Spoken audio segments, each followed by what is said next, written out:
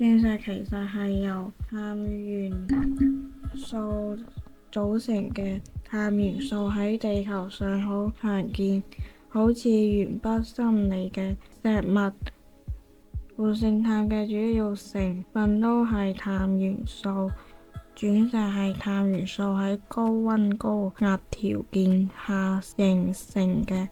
所以科學家只要模仿地底嘅高溫高壓環境，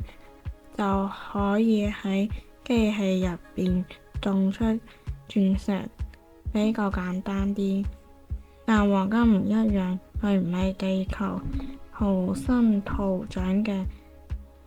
而係嚟自遙遠嘅太空，係宇宙製造嘅。黃金係星星爆炸嘅碎片，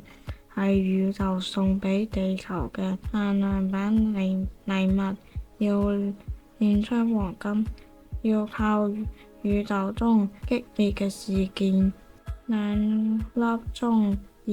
星碰撞。中子星係大行星死亡後留下嘅骨頭，有嘅可以同太陽一樣重。當兩粒咁樣嘅肥仔撞到佢，會瞬間發出比成個星系仲亮嘅光，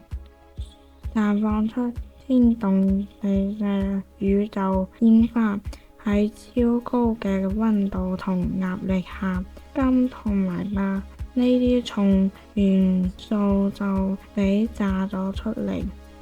沉積到地球上形成黃金同埋白金。黃金非常珍貴，佢唔止可以做首飾，仲可以係重要嘅工業原料之一。手機、電腦、芯片、醫療設備都需要用到佢，但係做黃金嘅配方要求太苛刻啦，就好似用一座金山換一粒金沙，製作黃金嘅成本比買黃金仲高，完全唔抵。今日嘅影片到呢度，我哋下個視頻見先。